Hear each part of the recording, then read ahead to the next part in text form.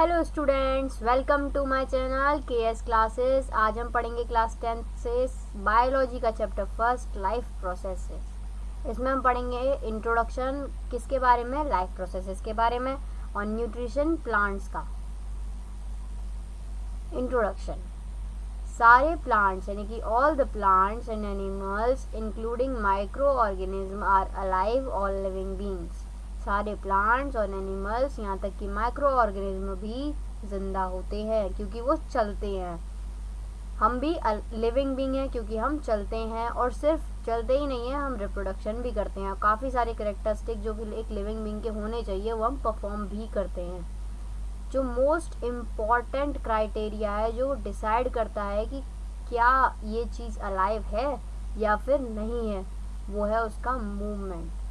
अगर हम चलते हैं तो हम अलाइव हैं, जैसे कि अगर एक फ्रॉग को ले लें या फिर एक टाइगर को ही ले लेते हैं, वो भागता है तो वो भागता है क्यों? क्योंकि वो एक अलाइव चीज़ है, वो खुद भाग सकता है, उसको एक्सटर्नल फोर्स की ज़रूरत नहीं है, इसीलिए वो अलाइव है। प्लांट्स में लेकिन ऐसा कोई मूवमेंट नहीं मिलता, पर हम फिर भी कहते हैं कि वो अलाइव है। क्यों? हम ऐसा क्यों कहते हैं कि वो अलाइव है? एनिमल जो है मूवमेंट एक अलग तरह से करते हैं, जैसे कि फ्रॉग्स हैं, अपनी अपनी अलग अलग जानवर अपने अपने अलग अलग मूवमेंट सिखाते हैं। जैसे फ्रॉग है, फ्रॉग जंप करता है, जब पॉन्ड में जंप करेगा या पॉन्ड से बाहर जंप करेगा तो भी वो मूवमेंट करेगा। लेकिन प्लांट्स ना तो जंप करते हैं ना चलते हैं, वो उसी जगह पर फिक्स रहते हैं जहाँ पर वो हैं। तो क्यों ऐसा होता है? क्योंकि वो मूवमेंट कुछ अलग तरह से करते हैं। वो चलते नहीं क्योंकि वो एक फिक्स जगह पे हैं, वो सिर्फ अपनी स्टेम या लीफ को हिलाते हैं। जैसे कि मिमोसो प्यूडिका, ये जो है फोल्डिंग एक तरह से फोल्डिंग प्लांट है। जैसे अगर हम छूते हैं या कोई भी छुएगा अपनी फिंगर्स से तो ये फोल्ड हो जाएगा, जैसे यहाँ पर शो हो रहा है। जैसे ही हमने इसे टच किया तो ये फोल्ड होने लगा है, तो यहाँ से जब ये फोल्ड होने लगा तो इसका मतलब है ये मूवमेंट शो कर रहा है, यानी कि ये अलाइव है। इसे हम टच मी प्लांट भी बोलते हैं। कुछ मूवमेंट जो होते हैं वो ऐसे होते हैं कि हमें दिखाई ही नहीं देते अपनी नेक डाई से, हम उन्हें नेक डाई से देख नहीं सकते। अपनी सिंपल आई जो हमारी होती हैं, जिनसे हम सब चीज़ देखते हैं, उन आई से हम उसे देख ही नहीं सकते। हमें माइक्रोस्कोप की या किसी भी हाई क्लास मिरर की या कह सकते हैं लेंस की ज़रूरत पड़ेगी उसे देखने के लिए। यहाँ कैरेक्टरिस्टिक्स आती हैं लिविंग बीइंग की, जैसे कि लिविंग बीइंग की पहली कैरेक्टरिस्टिक तो यही होती है कि वो मूव करता है, अपने आप मूव करता है, उसे किसी की एक्सटर्नल फोर्स की ज़रूरत नहीं है। कोई उसे धक्का नहीं देगा टेबल चेयर की तरह कि वो मूव करे, वो खुद मूव करेगा। लिविंग थिंग्स जो होती हैं उन्हें फूड की या खाने की या एयर की, वाटर की नीड होती है। अगर हम किसी भी लिविंग बीइंग को या आदमी को, ह्यूमन को ही फूड नहीं देंगे तो वो भूखा मर जाएगा, और एयर नहीं देंगे तो वो सांस नहीं ले पाएगा तो मर जाएगा, वाटर नहीं देंगे तो वो प्यासा मर जाएगा। तो उसे फूड की भी ज़रूरत है, एयर की भी ज़रूरत है, और वाटर की भी ज़रूरत है। लिविंग बीइंग जो है उन्हें वो जो है ग्रो करते हैं, कैन ग्रो करते हैं वो, क्योंकि जैसे ह्यूमन बीइंग है वो बच्चा तो नहीं रहता, वो बूढ़ा भी होता है, तो इसीलिए वो ग्रो कर रहा है अपनी एक एज तक। ऐसे ही एक प्लांट है, वो भी ग्रो करेगा ट्री बनने तक। जो जितने भी लिविंग बीइंग्स होंगे वो सब ग्रो करेंगे, चाहे वो एनिमल हो, प्लांट हो या ह्यूमन बीइंग हो, कोई भी हो। लिविंग बीइंग जो है वो रेस्पॉन्ड करते हैं अपने चेंजिंग एनवायरनमेंट को भी, जैसे कि स्टिमुलाई को ही हम चेंजिंग इन एनवायरनमेंट भी बोलते हैं। तो अपने आसपास होने वाली चीज़ों का वो रेस्पॉन्ड करते हैं। अगर उसे गुस्सा आ रहा है तो वो उसे रेस्पॉन्ड करेगा, अगर उसे ठंड लग रही है तो वो उसका भी रेस्पॉन्ड करेगा। तो वो चेंजिंग एनवायरनमेंट का रेस्पॉन्ड करते हैं लिविंग बीइंग, उसकी सबसे बड़ी कैरेक्टरिस्टिक है ये। लिविंग बीइंग जो है वो रेस्पायर करते हैं, वो एनर्जी रिलीज़ करते हैं। जब वो खाना खाता है तो रेस्पिरेशन से वो अपना फूड की एनर्जी रिलीज़ करता है ताकि हम उससे वर्क कर सकें। हमारे अंदर कितने सारे प्रोसेस होते हैं लिविंग बीइंग के अंदर, या फिर ह्यूमन बीइंग के अंदर ही कितने सारे प्रोसेस होते हैं जिससे हम एनर्जी रिलीज़ करते हैं। तो लिविंग बीइंग रेस्पायर करता है। लिविंग बीइंग एक्सक्रीट भी करता है वेस्ट मटेरियल को बॉडी के बाहर, उसके लिए उसके स्पेशल ऑर्गन्स होते हैं। या फिर हम किसी भी लिविंग बीइंग को ले लें, प्लांट्स को ही ले लें या ट्रीज़ को ही ले लें, वो भी बबल गम या फिर गम की फॉर्म में अपनी वेस्ट प्रोडक्ट्स को निकाल देते हैं। लिविंग बीइंग जो होते हैं वो रिप्रोड्यूस भी करते हैं। यहाँ रहने के लिए इस अर्थ पर उन्हें रिप्रोड्यूस करने की ज़रूरत है। अगर वो रिप्रोड्यूस नहीं करेंगे तो उनकी आगे आगे आने वाली जनरेशन कभी नहीं आएगी, और वो मर जाएंगे तो उनकी स्पीसीज़ भी मर जाएगी। इसीलिए रिप्रोड्यूस करना बहुत ज़रूरी है, चाहे वो प्लांट हो या ह्यूमन बीइंग हो या फिर कोई भी एनिमल ही क्यों ना हो। लाइफ प्रोसेस और न्यूट्रिशन क्या होते हैं? बेसिक फंक्शंस जो हम परफॉर्म करते हैं, चाहे हम खाना खा रहे हों, कुछ भी पानी पी रहे हों और उसका ट्रांसपोर्टेशन हो रहा हो, या हम चल रहे हों, बढ़ रहे हों, ग्रोथ कर रहे हों, वो सब क्या है? बेसिक फंक्शंस हैं जो हम परफॉर्म करते हैं, और उन्हीं बेसिक फंक्शंस को हम लाइफ प्रोसेसेस कहते हैं।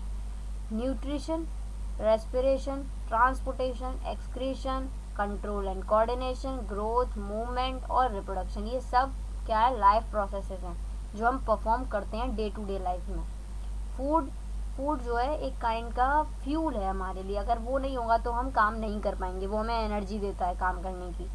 Food is the kind of fuel which provide energy to us और ऑल लिविंग बीइंग्स, सिर्फ हमें ही नहीं, सबको।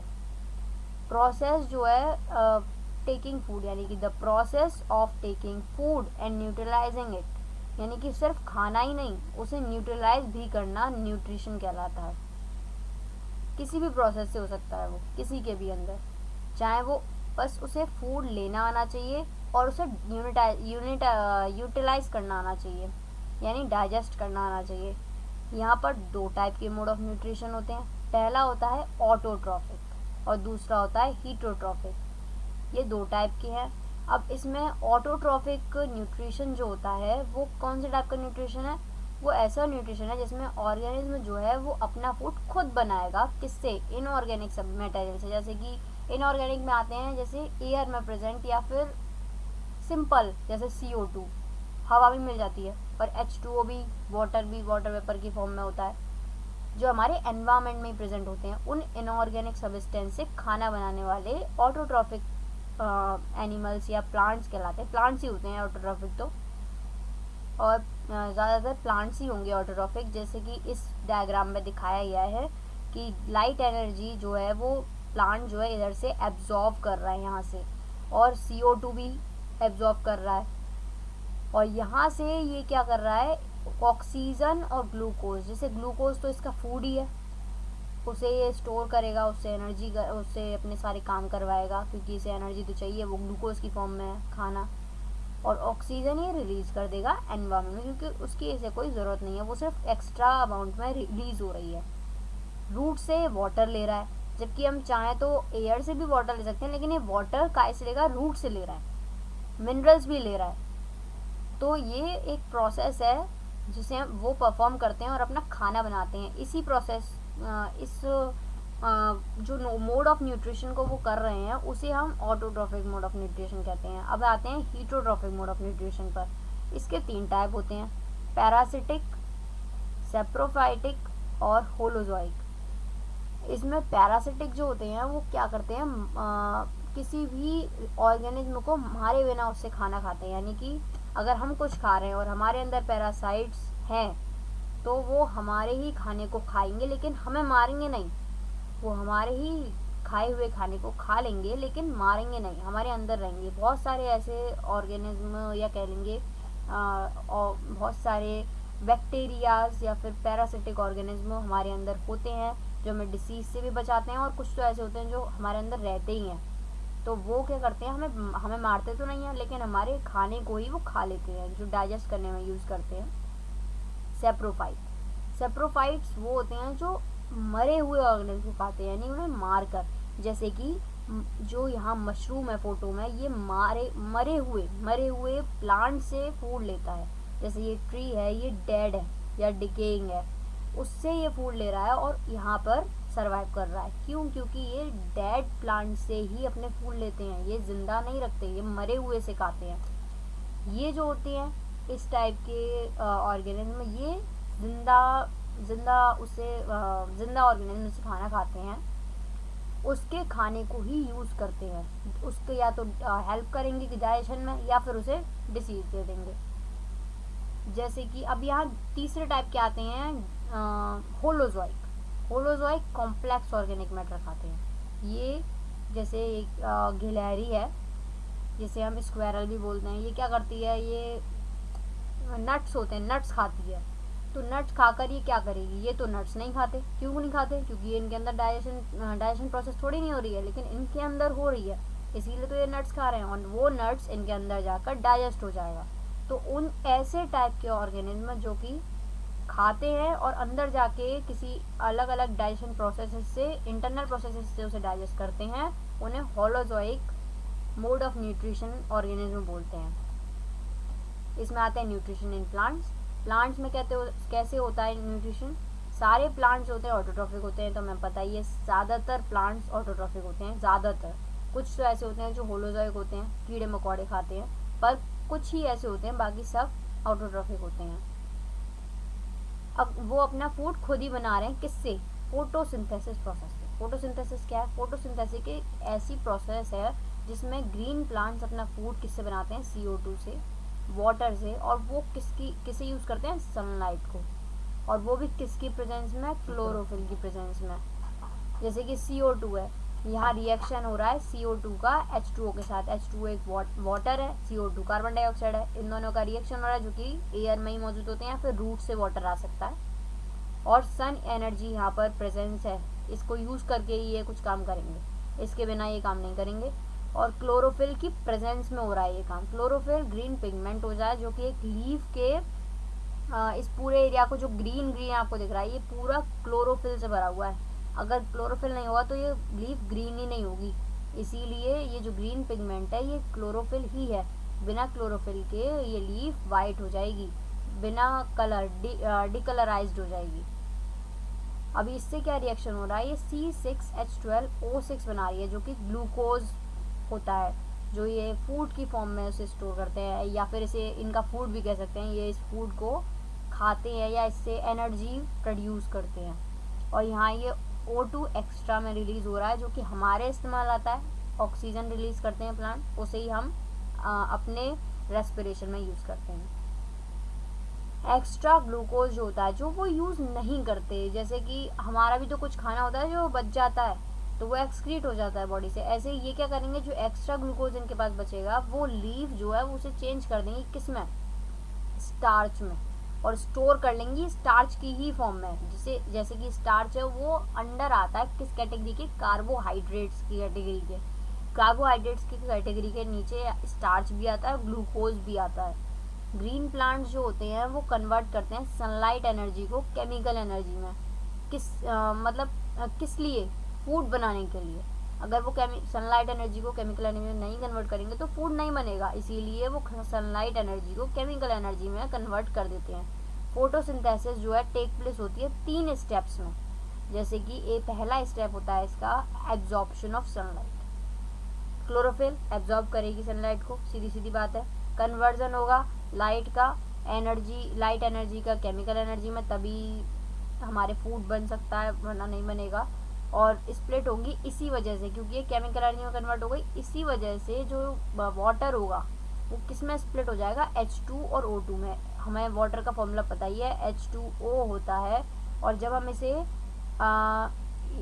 केमिकल एनर्जी की फॉर्म में हीट करेंगे तो ये H2 और O2 देगा, मतलब सेपरेट प्रोड्यूस कर देगा H2 और O2, हाइड्रोजन और ऑक्सीजन को।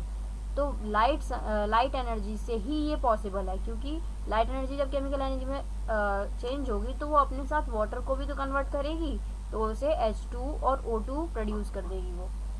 अब जो ये H2 O2 तो निकल जाएगा बाहर C6H12O6 के साथ, यानी ग्लूकोज के साथ O2 तो बाहर निकल जाएगा, लेकिन H2 का क्या होगा। अब H2 का होगा क्या, H2 का होगा क्या, अब ये जो बच गया इसका ये होगा कि जो CO2 होगी, जो कि हमने एब्जॉर्ब करी है क्लोरोफिल से, या फिर कह सकते हैं एनवायरनमेंट से, वो हाइड्रोजन के साथ मिलेगी और फॉर्म करेगी कार्बोहाइड्रेट, जिसे हम बोलते हैं ग्लूकोज, जिसे न्यूट्रलाइज किया जाएगा केमिकल एनर्जी के साथ। केमिकल एनर्जी क्या कर रही है, अब यहाँ कन्वर्जन जो हो रहा है उसके बीच में बीच में जो ये पूरा हो रहा है H2 और O2 का सेपरेट, और फिर CO2 का उसका CO2 और हाइड्रोजन का कॉम्बिनेशन, ये सब लाइट एनर्जी से केमिकल एनर्जी में जाने के बीच में हो रहा है। तो पहला स्टेप तो ये होगा, ये वाला, फिर दूसरा, और इसके बाद में इसके बीच में होने वाला ये प्रोसेस है, जिसे जिसमें CO2 जो है वो कंबाइन हो रही है हाइड्रोजन के साथ और प्रोड्यूस कर रही है कार्बोहाइड्रेट, जो कि केमिकल एनर्जी के बनने के साथ साथ न्यूट्रलाइज हो जाएगा। कंडीशन जो कि नेसेसरी होती है फोटोसिंथेसिस के लिए वो होती है सनलाइट, क्लोरोफिल और कार्बन डाइऑक्साइड और वाटर भी। अगर इन चारों में से कोई भी एक चीज़ नहीं होगी तो वो जो फोटोसिंथेसिस प्रोसेस है वो टेक प्लेस ही नहीं होगी। इन चारों को मिलकर ही काम करना पड़ेगा, तभी फोटोसिंथेसिस हो सकती है। यहाँ पर बहुत लार्ज नंबर में हम आते हैं, प्लांट्स कैसे लेते हैं CO2। तो सबसे लार्ज नंबर में कुछ टिनी फोर्सेस होते हैं, हर लीफ पर होते हैं। स्टोमेटा बहुत लार्ज नंबर में होते हैं, वहाँ पर प्रेजेंट होते हैं। बहुत छोटे छोटे पोर्स होते हैं लीफ पर, उसे हम स्टोमेटा कहते हैं, जो कि लीफ के सरफेस पर होते हैं। और जो ग्रीन प्लांट हैं वो उसी स्टोमेटा से CO2 लेते हैं और अंदर की तरफ, मतलब प्लांट्स, अब उन ग्रीन प्लांट्स जो हैं वो CO2 एयर से ही तो लेंगे स्टोमेटा के इस्तेमाल से। किसके लिए? फोटोसिंथेसिस के लिए। जब कार्बन डाइऑक्साइड एंटर करेगी लीफ से, यानी स्टोमेटा जो लीफ पर प्रेजेंट है, स्टोमेटा के थ्रू वो प्रेजेंट कहाँ होंगे? उनके सरफेस पर। स्टोमेटा सरफेस पर प्रेजेंट होते हैं, तो उसके थ्रू जो है ये CO2 यानी कार्बन डाइऑक्साइड एंटर करेगी हमारी लीफ के अंदर, जिसका वो यूज़ फोटोसिंथेसिस के लिए करेंगे। हर एक ईच स्टोमेटल पोर जो कि एक गार्ड सेल से, एक या क्या दो गार्ड सेल से कन्वर्टेड होती हैं, जो कर्व शेप में भी होते हैं और श्रिंक शेप में भी होते हैं, स्ट्रेट। ये जो गार्ड सेल्स होते हैं इनका बहुत मेन रोल है। ये क्या करते हैं? ओपनिंग और क्लोजिंग को कंट्रोल करते हैं। गार्ड सेल्स ओपनिंग और क्लोजिंग, खुलने को और बंद होने को, जो स्टोमेटा है उसका खुलना और बंद होना किसके हाथ में? गार्ड सेल्स के हाथ में।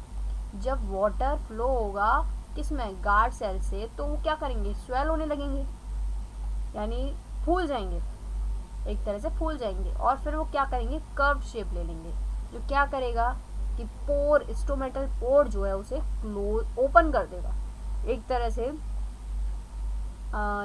एक ऐसे गार्ड सेल्स हैं ये कर्व शेप में। अगर ये स्वेल हो जाएंगे तो ये इस तरह से दिखेंगे और इनके बीच की जगह खाली हो जाएगी, तो उससे क्या होगा? पानी अंदर चला जाएगा, तो ये पोर को ओपन कर देंगे। और अगर अदर हैंड पर हम कुछ अलग तरह से देखें तो गार्ड सेल जो है, जब वाटर लूज होगा, यहाँ तो आ रहा था, यहाँ जा रहा है, जब जाएगा पानी तो वो श्रिंक हो जाएंगे, पतले हो जाएंगे यही सेल, सीधे स्ट्रेट, और स्ट्रेट हो जाएंगे। और स्ट्रेट होने के साथ वो इसे क्लोज कर देंगे, ये बंद हो जाएगा, इसकी वजह से पानी बाहर नहीं आएगा। इसके बाद आता है कि वो अपने जो मटेरियल होते हैं जैसे नाइट्रोजन, फास्फोरस, ये सब वो सॉइल से लेते हैं अपनी रूट से, और ऐसी वो वाटर भी रूट से ही लेते हैं। किस प्रोसेस से? ऑस्मोसिस। ऑस्मोसिस बहुत इंपॉर्टेंट प्रोसेस है। ये मदद करती है प्लांट के वाटर को ऊपर जाने के लिए, अपवर्ड मोशन के लिए। अगर वो ऊपर की तरफ नहीं जाएगा तो वो लीव्स तक नहीं पहुंचेगा, और लीव्स तक नहीं पहुंचेगा वाटर तो फोटोसिंथेसिस नहीं होगी। इसीलिए ऑस्मोसिस एक इम्पॉर्टेंट प्रोसेस है। फोटोसिंथेसिस जो है वो कहाँ टेक प्लेस होती है? क्लोरोप्लास्ट में। अगर क्लोरोप्लास्ट नहीं होगा तो वो टेक प्लेस नहीं होगी, क्योंकि वहीं पर एक्सचेंज ऑफ गैसेस जो है टेक प्लेस होता है। ये गार्ड सेल्स हैं। गार्ड सेल जो है वो स्टोमा जो है, स्टोमा एक पोर को बोलते हैं, एक स्टोमेटा को बोलते हैं स्टोमा, जो कि अब क्लोज हो चुका है, क्योंकि ये क्या हुआ? श्रिंक हो गए, ये श्रिंक हो चुके हैं, इसीलिए स्ट्रेट हो गए हैं। और स्ट्रेट होने की वजह से ये जो जगह है ये भर गई है पूरी तरह, और यहाँ से अब कुछ भी बाहर नहीं आ सकता। पानी को भी ये बाहर नहीं आने देंगे। ये न्यूक्लियस है इसका, ये क्लोरोप्लास्ट है, ये वैक्यूल है इसका, और ये गार्ड सेल्स हैं, ये बड़े बड़े जो दिख रहे हैं राउंड शेप के, और ये इसकी सेल वॉल है। ये स्टोमा ओपन हो गया है क्योंकि ये क्या हो गया? स्वेल हो गया और कर्व्ड शेप में आ गया, इस तरह से कर्व शेप हो गई, और कर्व शेप आने की वजह से ये जगह खाली हो गई जिसमें से वाटर अंदर जा सकता है। लेकिन यहाँ क्या था? बंद हो गए थे, तो ये क्लोज है और ये ओपन है, जिससे वाटर अंदर जा सकता है। आई थिंक आपको ये वीडियो का जितना भी मैटर मैंने आपको समझाया वो समझ में आ गया होगा। Thank you for watching my video. Like, share and subscribe my channel अगर आपको ये वीडियो पसंद आई हो तो। Thank you.